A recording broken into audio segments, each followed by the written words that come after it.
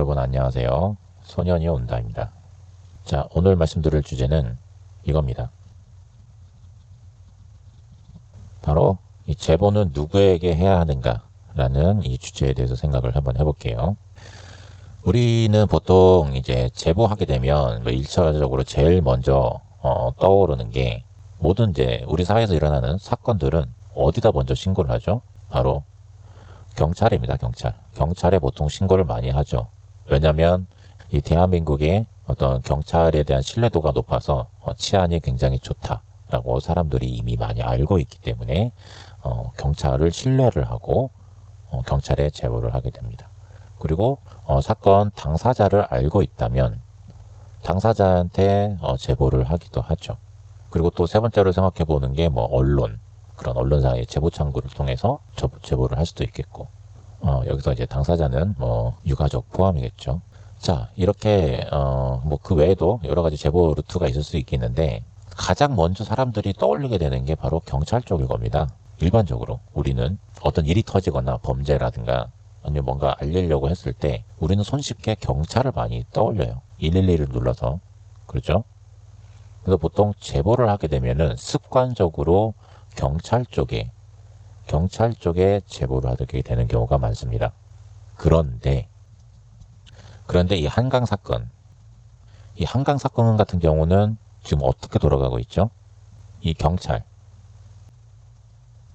이게 경찰인가 싶을 정도로 너무 이상하죠. CCTV도 안 보여주고 유가족 말은 듣지도 않고 너무 이상하지 않습니까?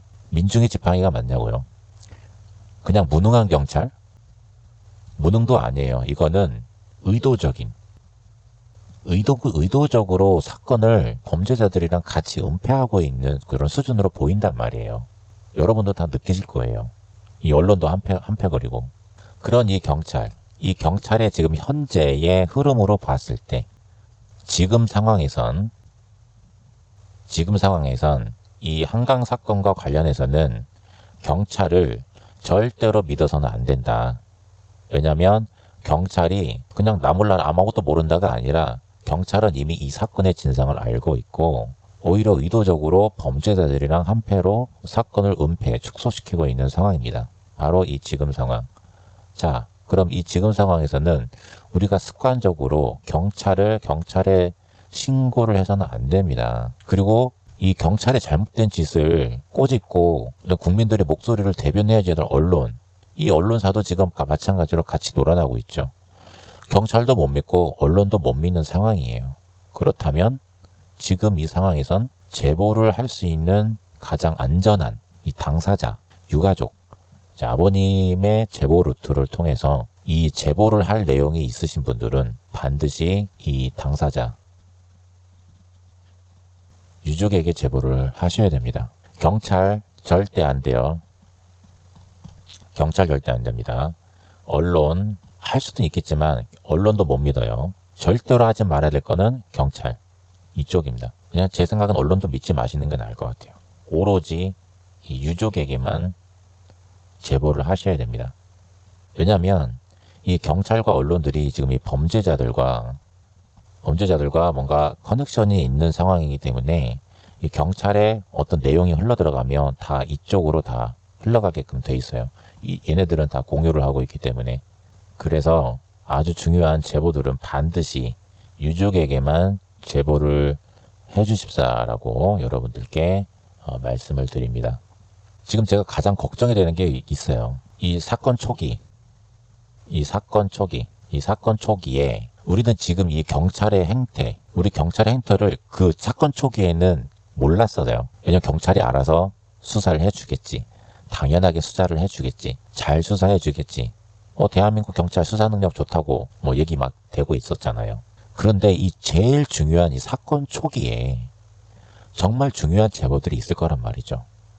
그런데 이 사건 초기에는 우리는 경찰을 많이 신뢰했었습니다. 심지어 아버님도 경찰을 신뢰했었죠. 그래서 지금은 그 경찰을 믿었던 게 후회된다라고 말씀을 하시는 것 같던데, 그만큼 이 사건 초기에는 경찰을 믿고 수많은 사람들이 제보를 아마 했을 겁니다. 자, 그런데 그 수많은 사람들의 제보 중에는 모든 제보가 다 중요하겠지만 덜 중요한 제보가 있을 테고 아주 중요한 제보들이 있겠죠. 정말 이 사건의 핵심을 지니고 있는 중요한 제보들, 이게 만약 경찰에 들어갔다면, 그리고 이 제보자의 신분, 제보를 할 때 경찰에 다 신분 적잖아요. 제보자의 신분이 이 경찰에 지금 많이 들어가 있을 거란 말이에요.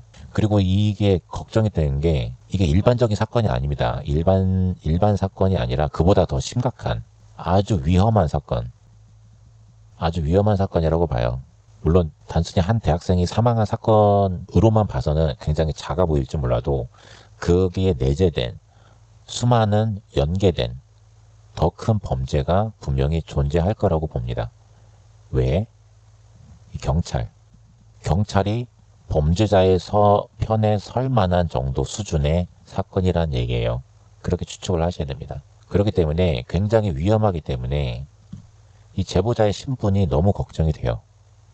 사건 초기에는 정말 사건 해결을 위해서 정말 순수하게 경찰 쪽에 제보를 한 분이 많이 계실 거라고 생각이 듭니다. 근데 그분들의 신분이 지금 넘어가 있는 상태이기 때문에 노출이 되어 있죠. 신분 노출이 되어 있기 때문에 너무 저는 걱정이 돼요.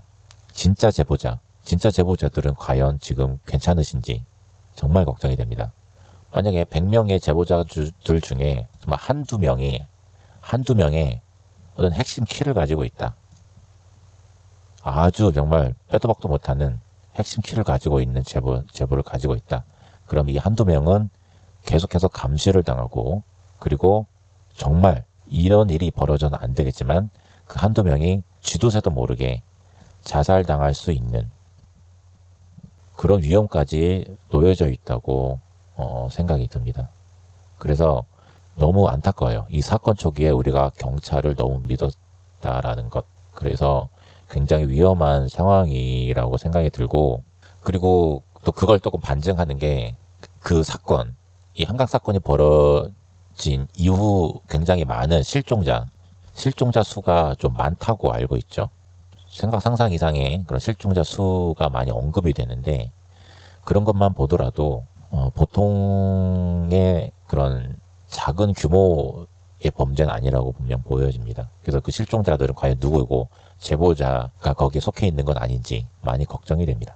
자, 그래서 어쨌든 이번 영상에서 말씀드리고 싶은 거는 이겁니다. 반드시 여러분들의 신변을 위해서라도 이 사건의 어떤 내막을 알고 계시는 분들은, 그리고 중요한 정보를 가지고 계신 분들은 반드시 유족에게만 제보를 하십사라고 말씀을 드리고 싶어서 영상을 만들었습니다.